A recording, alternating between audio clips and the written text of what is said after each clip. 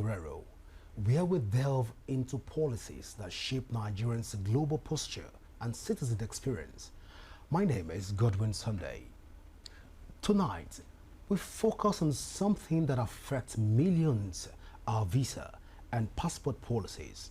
Well, recently the government rolled out new changes. Of course, this is on public domain.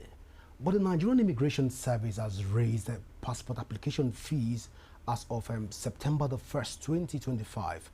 And the new fees right now stands at 32 page for 5 years passport now cost about 100,000 naira. And the 64 page for 10 years version goes for 200,000 naira.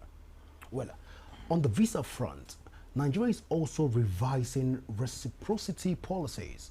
As of July the 8th, 2025, most non-immigrant and non-diplomatic visas for Nigerian citizens will now be single entry with a 3-month validity, especially within the United States. Further, the government has also announced plans to automate short-stay visa issuance, reducing long wait times and cutting out middlemen. Under this system, applicants should get an e-visa approval within 24 hours to 48 hours, with the visa sent directly to their emails. Now, this shift raised big questions. Do these changes expand access or make travel more restrictive for average Nigerians? What impact will higher visa costs have on diaspora Nigerians and low-income citizens? Can automation really plug the inefficiencies in our visa system? What diplomatic pressures or reciprocity concerns are influencing these reforms? To help us navigate this complex terrain, I'm being joined tonight by Dr. Ambassador Hussaini Aruna Kumasi, Ambassador and Nigerian country representative of the International Commission for Peace and Good Governance, ICPGG, Canada. Dr. Kumasi will help us unpack some of the issues that we have even for tonight. We'll take a short break right now. When we return, a lot of issues will be dissected here on this table tonight. Please go nowhere, as the conversation begins after this break.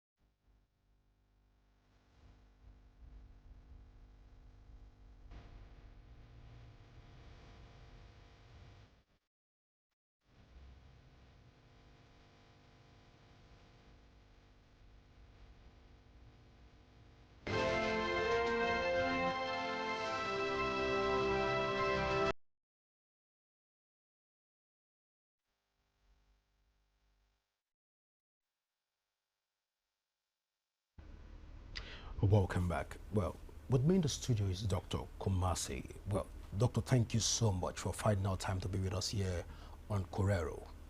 Thank you very much, Mr. Sunday.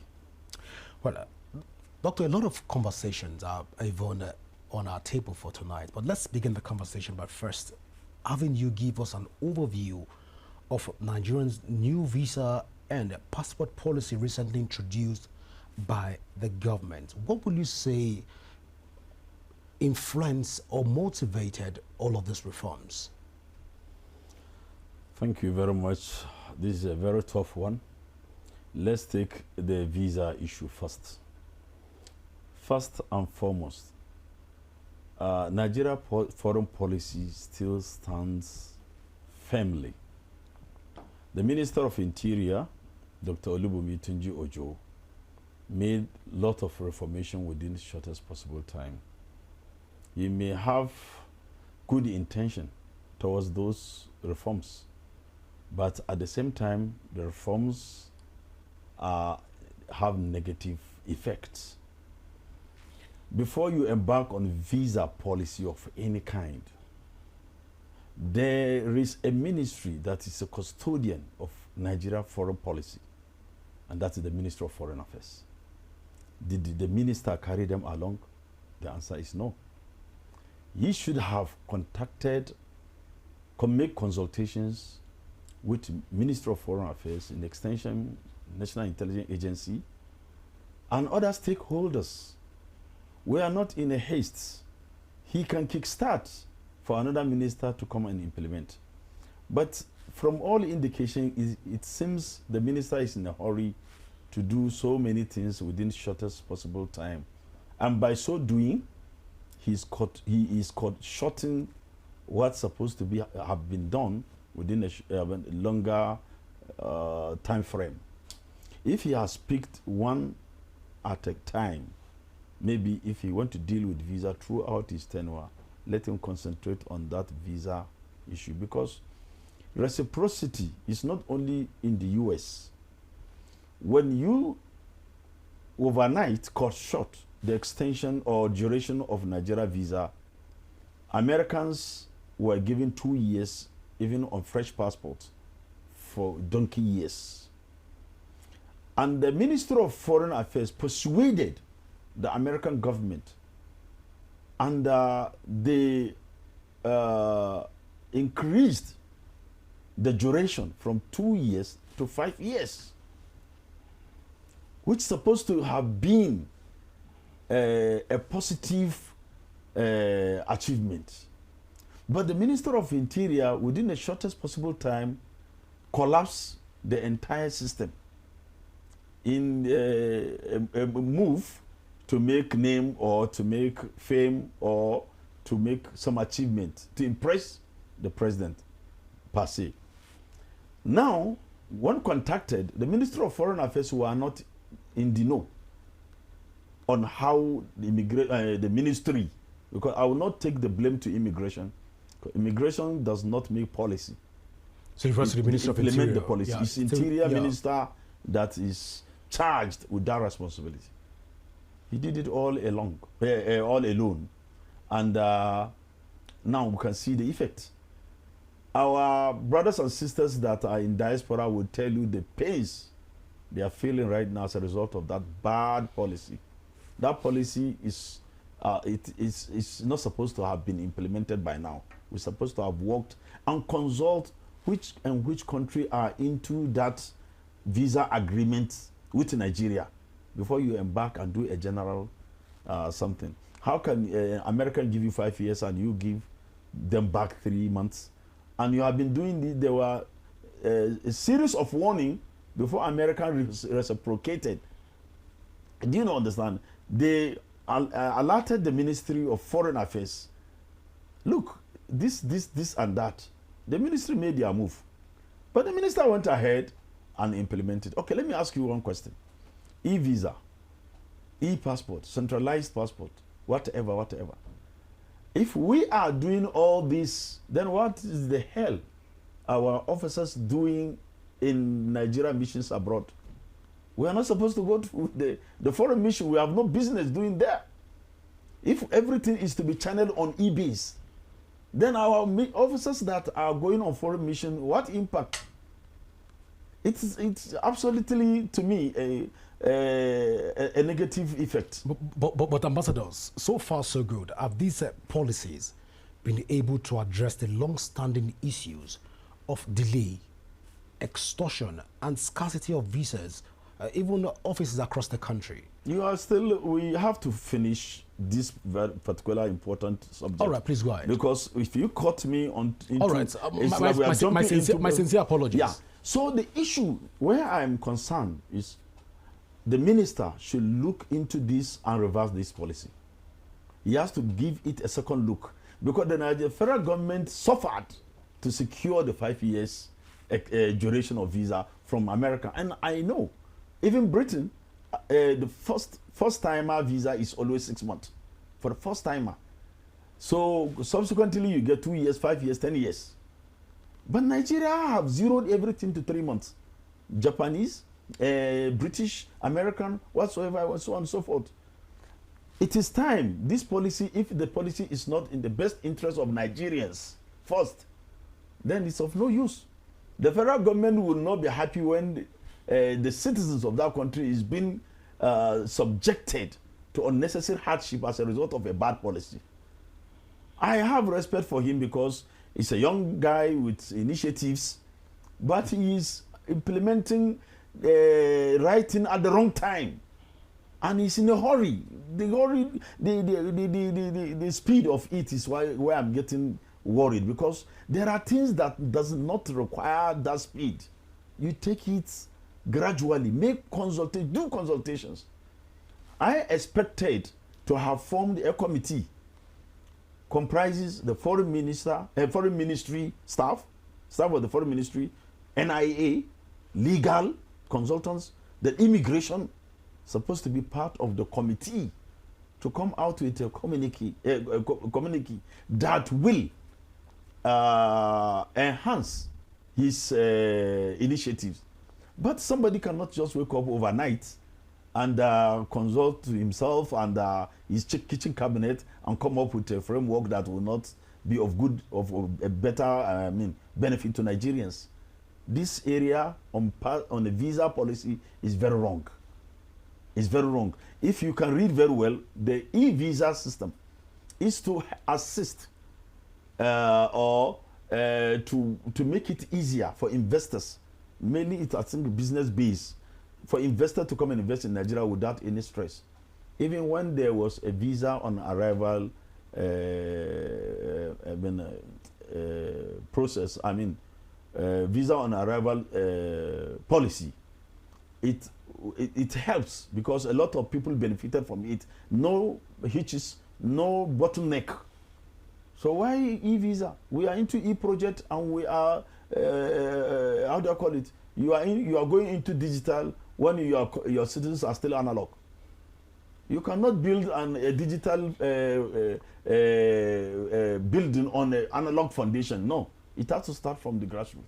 So to me, the policy must be reversed to be able to get it right. Otherwise, we're embarrassing Nigeria every day with all these policies. I don't buy the idea. So if I get you correctly, Ambassador, you're saying at this point that because of this lack of thought and consultation, yes, from the Minister of Interior, yes, speaking on President Olubunmi Ojo, yes, this could have been one of the reasons why the USA have issued a visa restriction, yes, on Nigeria on a single entry and 3 months validity, even staying permits. Just for imagine, Nigerians. from 5 years to 3 months. We cost it. So the issue is that Americans don't joke with their citizens. We take advantage of our citizens anytime we introduce policy and say Nigerians will adopt within some matter of time. No, Americans don't joke. When you subject their citizens to unnecessary hardship, they reciprocate without delay. So a lot of countries are suffering from this.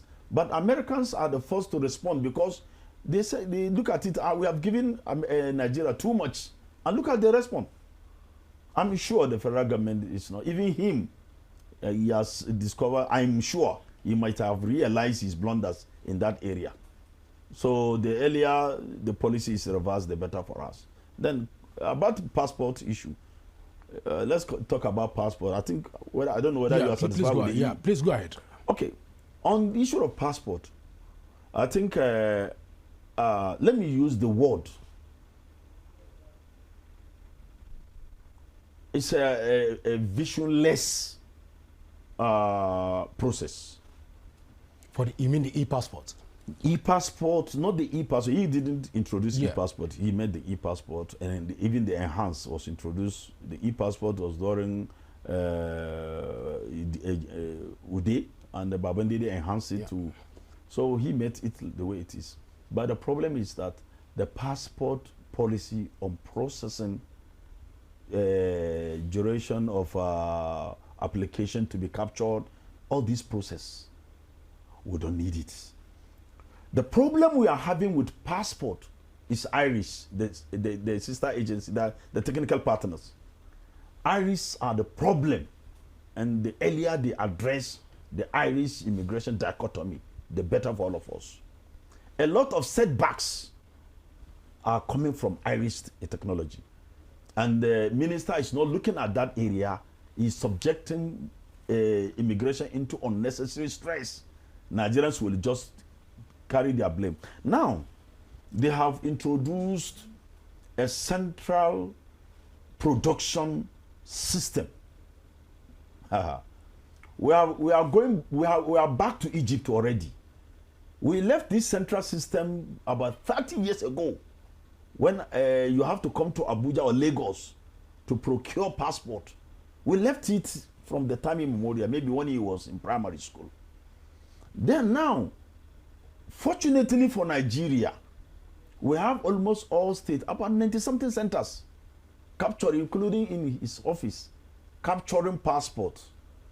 Then guess what? Including our foreign missions. Now, all the passports that are to be captured or that have been captured at the foreign mission or all the states in Nigeria will be produced in Abuja. Haba. What a setback.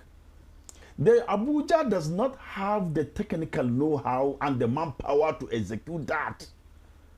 When you are collapsing about 38 or 30-something machines from all states of the federation to centralize it in Abuja. What the government said is to comb corruption. Which corruption? Other forms of vices. It increases corruption. Right? Also combing fraud and multiple identities. This is where the fraud is. This is the area the fraud exists. Because so Ambassador, you don't think at this point, if they bring everything back to Abuja, have a centralized system that's been concentrated, we'll be able to comb and trace a lot of fraudulent activities that have tend to greet the passport when you want to checkmate Nigeria. Fraudulent activities, you team up with anti-graft agencies to tackle that issue. If you have officers that are corrupt, what are they doing there? You take them out of the place. When you have a complaint against any PCO or any officer, individual that are doing some irregularities, you should remove the person. What they're supposed to have done, I suggested there should be something like a CG monitoring unit. The CG monitoring unit should be the eyes of the CG in all passport offices. It's doable. During Kumasi time, when Kumasi was IGP, introduced IG monitoring units that supervises all police formation, including DPOs. And you will be surprised an inspector has direct access with the IG then. And the thing cove out corruption. So if immigration or the interior ministry is talking about corruption, they are shooting themselves in the leg. There is nothing like corruption in the immigration. No corruption. The system is what is making people look like corruption. Okay, like corrupt. Let me give you one instance. Please go ahead. If now somebody make payment to capture a passport, and they give the apart from the payment time frame, they give you another day to come for capturing, then another time for production. That brings loopholes for officers or the bad eggs to strike. Oh boy, if you want to get it within this thing, I have somebody in the Irish, they will drop this thing in the system, and you have to pay this, you have to pay that. That is the beginning of corruption. So what do you have to do? Why are you leaving the subject and chasing shadow? Why are you leaving Irish and chasing immigration? Immigration are the finish end, finishing sports. Irish is there, ministry is making policy, Irish is holding data, and immigration is here processing. If Irish did not release the data, immigration cannot do anything. So if you are talking about corruption in the passport offices, this is the better way to do the corruption. Because now that you are centralizing in Abuja and somebody come in an emergency, oh yeah, let me call my colleagues in Abuja, let them, but that requires this and that. Something like, I'm just giving you this instance. So that cannot comb out corruption. They should go back to how it was and introduce a system that will checkmate corruption in passport offices. Not all these things, all these jargons. You know, some people can speak, can talk, and when they talk, thinking that they have convinced people. No. There are things that can be used to confuse, because to me, it's confusing people. I have special respect for the minister as a person. Young man at his age is already a minister. We were not given that opportunity to serve. But if I am the minister of interior today, wallahi, I would have made immigration a suitable place. Besides, is it immigration that is the only responsibility of the Ministry of Interior? Why must everything immigration? Doesn't other agency requires e-project too? Let there be e-prison process. Let there be e-fire stations. Let there be e-civil defense. We have, as I said, I repeat saying it, I will repeat saying it every day. We have over 5,000 pipelines unmanned. It's the responsibility of civil defense as Security and Civil Defense Corps. They are under his ministry. Neither him nor Audi have visited all those areas. And NPC said it, that we have over 5,000 pipelines unmanned.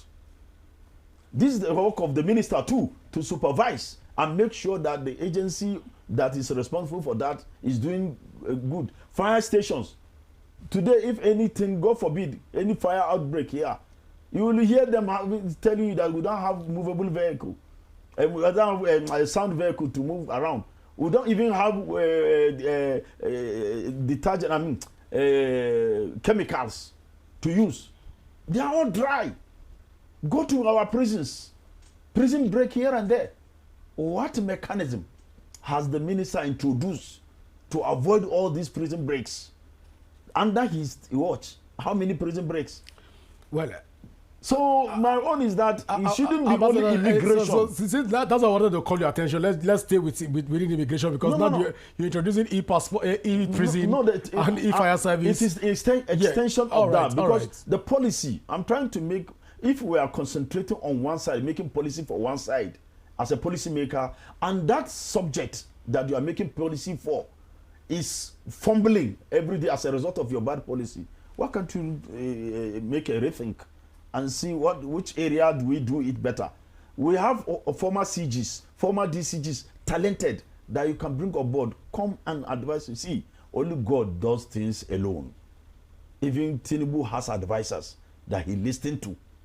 So the minister should adopt that attitude of making policy due to consultations. Well, in this case, Ambassador, to a very large extent, reports before us says that the minister have done wild consultation, and to a very large extent, this whole policy is to further address the issues of long-standing issues of delays in passport, also extortion, and also the scarcity of passport at passport offices across the country. Let me get you quickly react to this. This is the area that interests me most. When you are talking about passport scarcity, the bottleneck has been addressed right from Ogbeni Arugbeso last time. Because the issue is a Nigeria passport being produced in Malaysia. Another agent is in charge of supplying the passport to immigration. And they bring their excuse because their contract is based on the number of the passports supplied. Able to produce and supply. Yes. Yeah. Otherwise, the agreement is irrevocable, kind of. So the moment the passports quantity or the supply reduces, their contract is about to collapse. So when it goes down, they start the delaying process. The delaying process is all artificial. It's not real. So that's why I insisted, who are the technical partners in charge of supplying this passport to the immigration? Why are they not supplying enough? So Dora Aregbesola, they produce enough passport.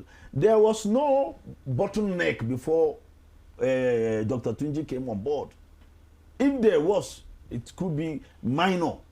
But the areas before, you see 2,000 booklets, 2,000 applications without booklet, 12,000, 5,000, 100,000, 150,000.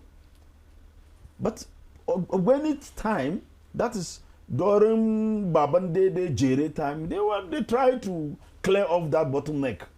So nobody should tell me as we came on board and we cleared this. No. The CG is a professional. She has her initiatives. If you allow her to execute her plan or framework or template, she would have achieved better than working with the new policy. That is my own. See, truth is bitter, but it must be told. Both of them, both the minister and the CG, are people, as I said, I have special respect for. But when we are talking about facts, we say it as it is so that correction can be taken. But as it is, matter of passport booklet or whatever that is bringing this thing, as the yardstick is no longer there. Not Tunji's credit, but it has been cleared before they came. He made policy to avoid future occurrence. Yes, avoid future occurrence. His passport policy, I cannot condemn the entire policy, but the area that is paining me more now, we have series of increments. Passport increase. Passport is a citizen's right, whether he want to travel or is expected to travel now or later. Especially my rural area. I'm a villager. People in my village always want to have their passport ready because of what? Umrah and Hajj.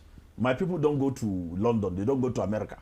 They are all leave them with Saudi. At most, or the highest place is to go to Dubai and buy their this thing. So you cannot say you don't need passport until you want to travel. That policy doesn't work. I have seen number of, I was a diasporan. I served in Poland, I was in Greece, I was in Turkey, and I have toured 44 countries around the globe. 44 countries.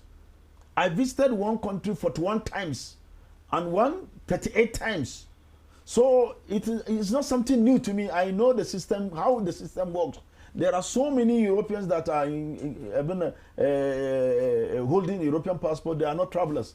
You see some diplomats will come to Nigeria to serve as diplomat. They will tell you, this is my first time of going outside my country. They will come here and be working normally. So what I'm trying to say is that this policy, the danger I'm looking at, is rendering a lot of officers redundant, useless. A controller has no work doing. A PCO is just come process passport. The worst part of the policy is even the contactless.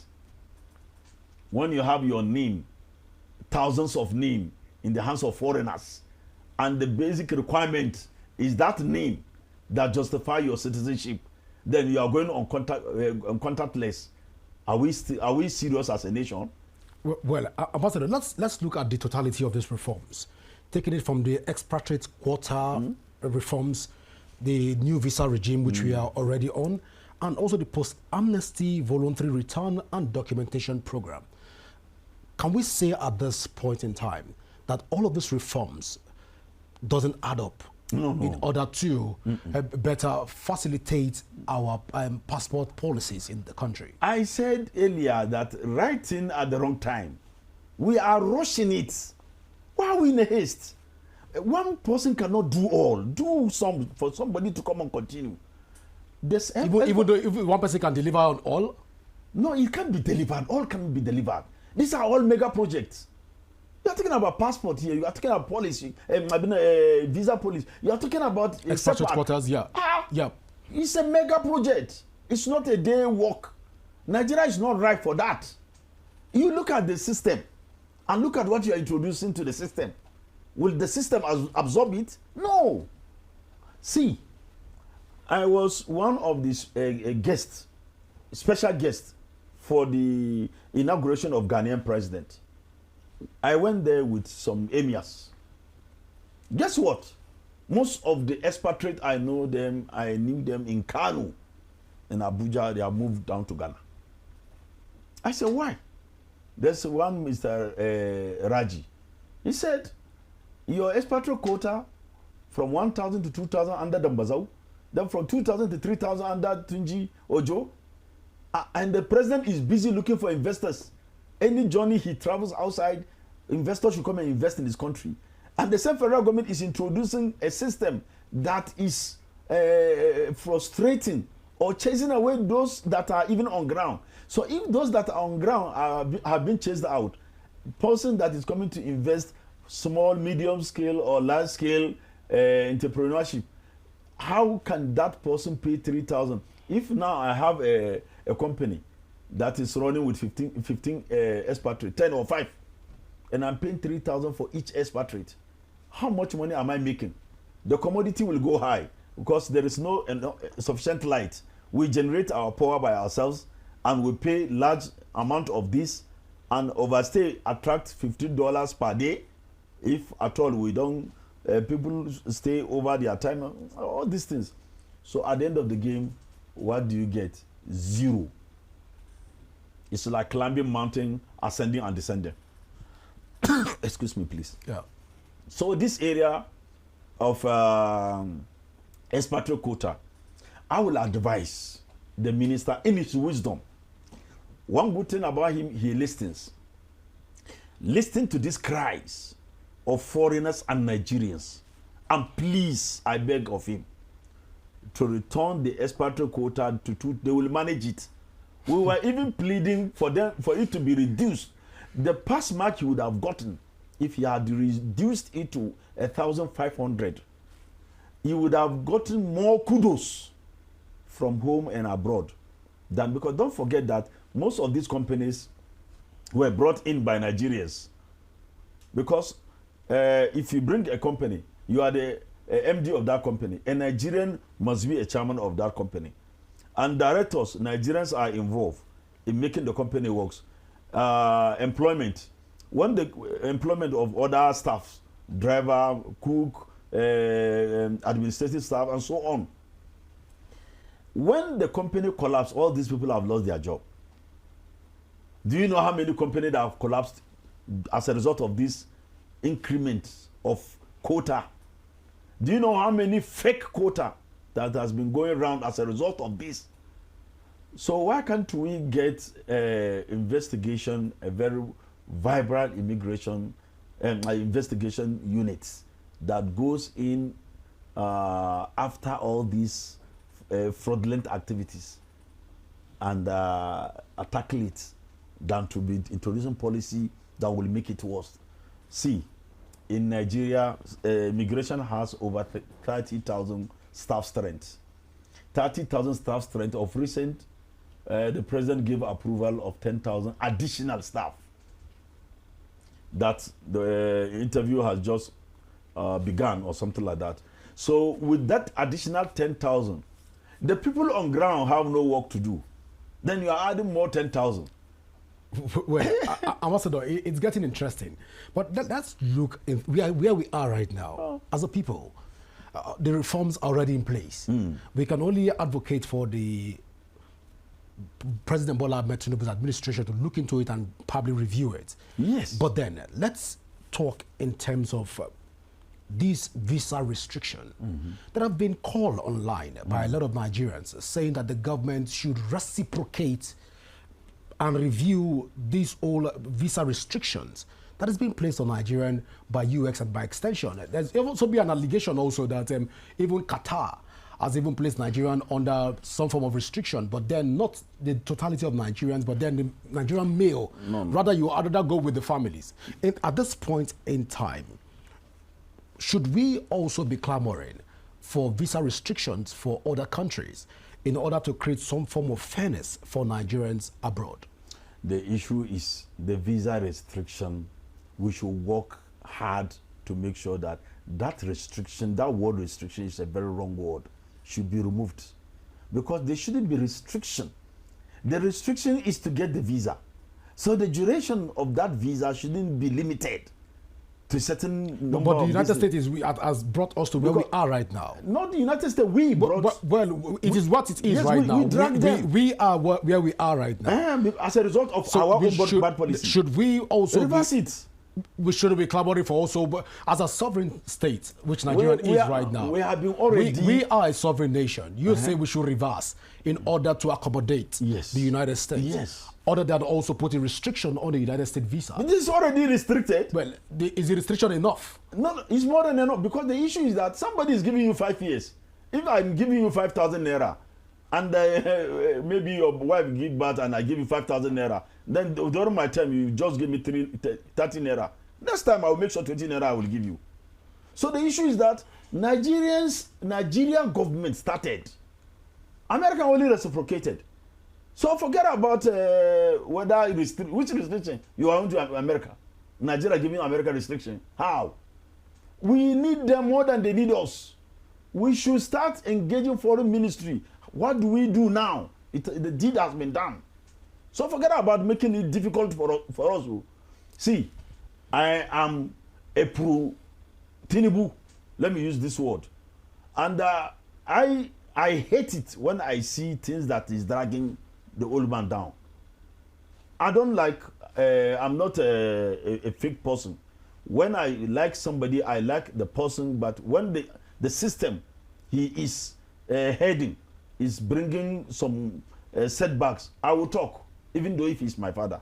So the issue is that how do we do for this government to succeed? Election is around the corner. How can you be introducing strict conditions when his election is around the corner? You soft pedal.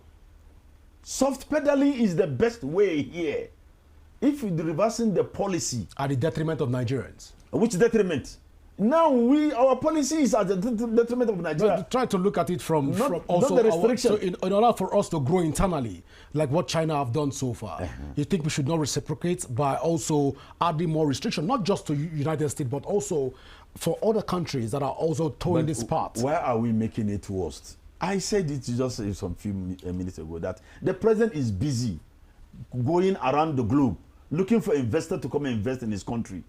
And we are introducing a system that is frustrating those investors. Which detriment are you talking about? The issue is that the policy of visa duration, visa restriction should be looked into. The minister should start consulting the foreign ministry, come into an agreement table with them. Let them tell him, read the Riot Act of Nigeria policy, foreign policy, for him to understand vividly. Then with his wisdom, he can be able to add one or two to see. When you are going into deliberation table, you bring your point, they bring their point. If their own overrules yours, you absorb, you succumb. But you don't bring everything. You have to be right. No, you can't be right in everything. He has his own reason of doing that, but under what? Everything here is constitutionalized. It has some legal backing.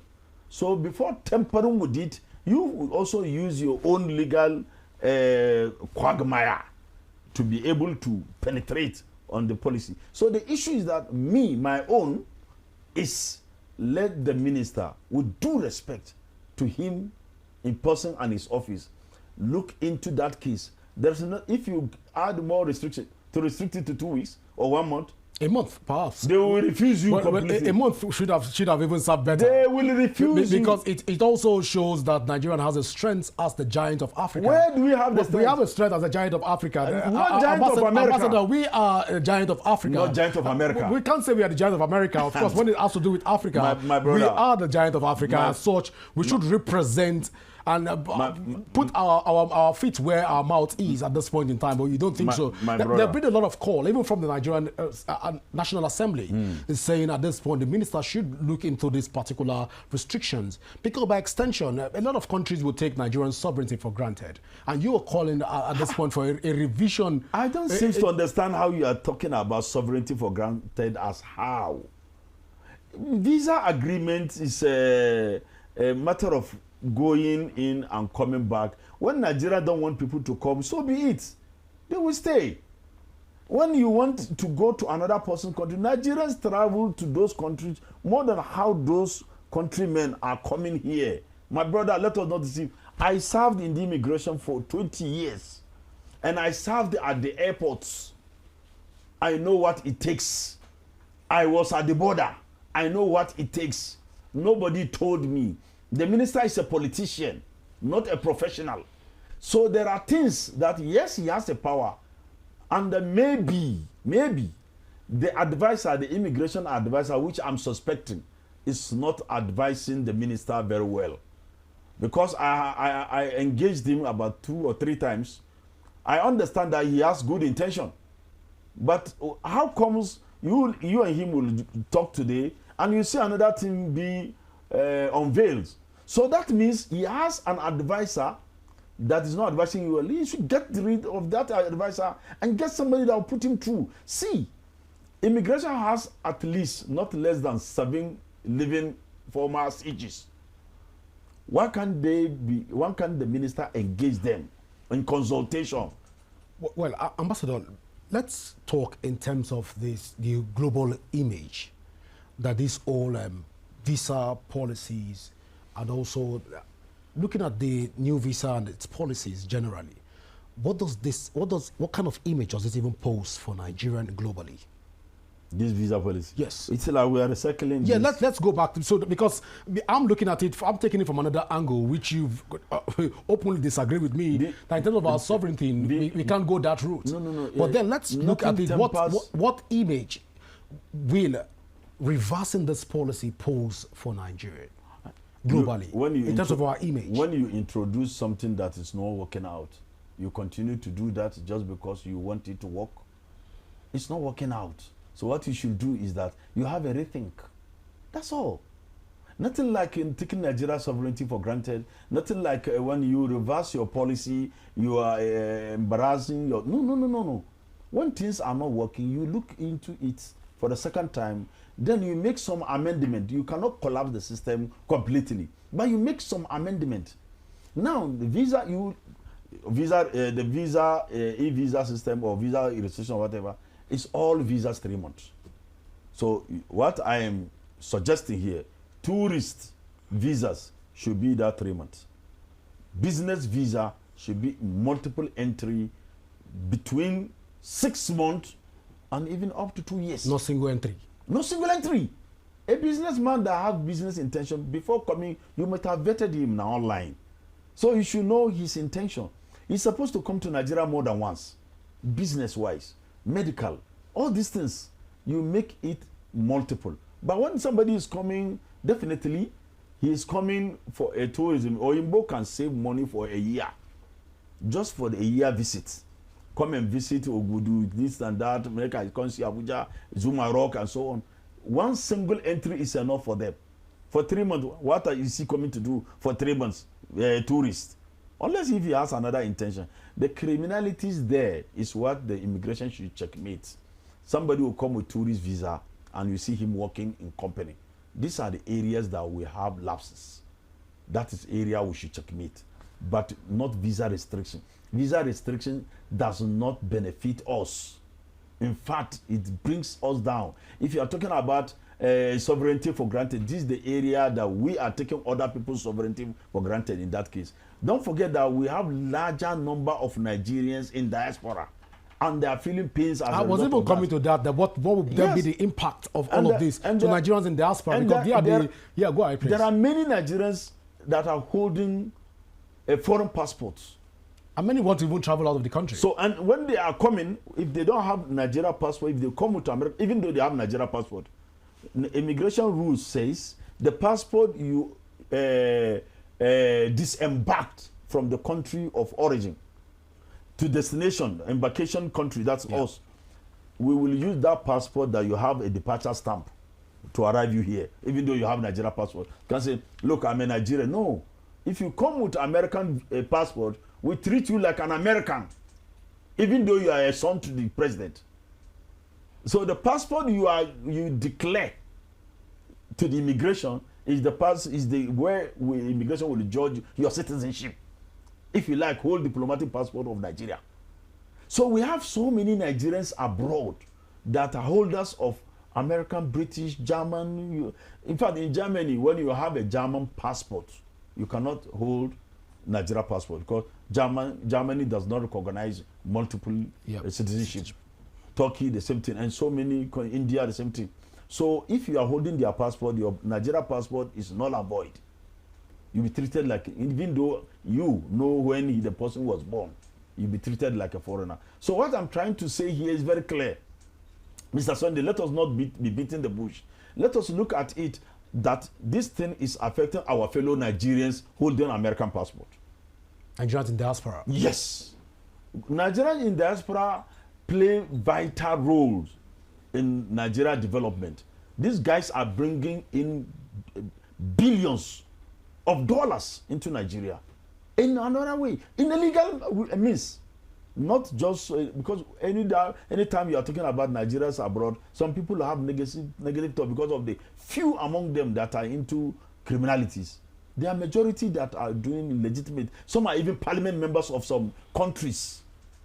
Some are holding government offices in those countries that they have their passport. I have a friend who is a parliament member in UK.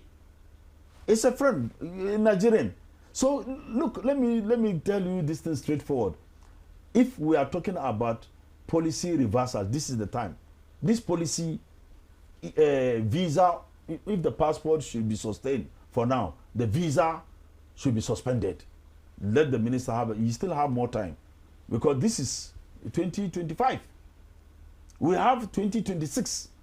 If he's lucky, Tinubu will retain him till the end of the administration. So we have more time. Let the minister add more time to have proper consultations. And when I mean proper consultation on the e-visa issue, it should involve foreign affairs fully. Let them educate him more on that foreign policy. See, I know what I'm talking about. That foreign policy issue is where he should know well before implementing anything that involves foreign countries. There are some countries don't take no as an answer.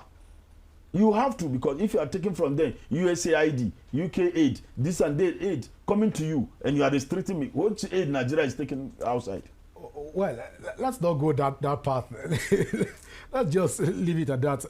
I wish we have more time to even dissect a lot of these issues. The issue that Sunday. Yeah. Some things. Well, I don't know how many Nigerians are like me. Anything that affects Nigeria sovereignty or Nigeria image, it hurts me badly. As if I should hold somebody's neck and slap the person. Well, let's not go that route. I'm not addressing. Yeah. It doesn't have anything to do with the minister. I'm saying this thing generally. When somebody is bastardizing Nigeria, the image of Nigeria, it affects me badly. Or I see you are at the airport. When I was at the airport, you see somebody coming with bad name, drug, this thing. It affects me at times. I feel like crying. So the same thing when Nigeria is introducing a policy that will affect Nigerians in diaspora and affect the investors that are coming to invest in Nigeria one way or the other, it doesn't help.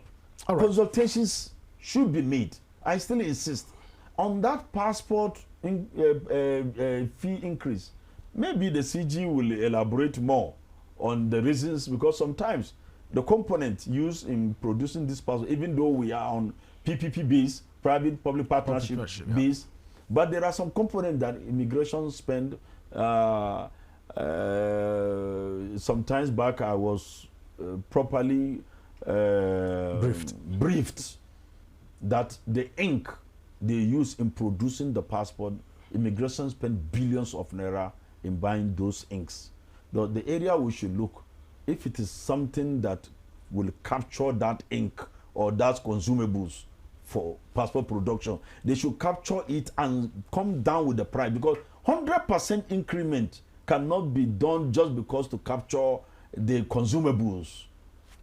Well, Ambassador, I guess we'll have to bring you back again to look at some of this issue, because I've been signaling right now that our time is fast spent. Well, I want to say thank you so much, Ambassador Kumasi, for finding out time to be with us here on Kurero. Thank you too for inviting me, and I hope I'm not too forward on the. No, you are straight on the point, but of course, it's a fundamental right. I don't like keeping information. I like saying it as it is. It is your fundamental right. If you bring me on board, not to hide some things, please next time don't invite me. No, we won't bring you to hide some things, but then this is how far we can go tonight. Well, viewers, don't forget that you can follow us across all our social media handle currently showing on your screen. And you can also download the Rapid TV app from your Android and iOS devices to keep track of our broadcast. My name is Godwin Sunday. Always remember that peace and unity are the pathways to progress. Do enjoy the rest of your evening. Bye for now.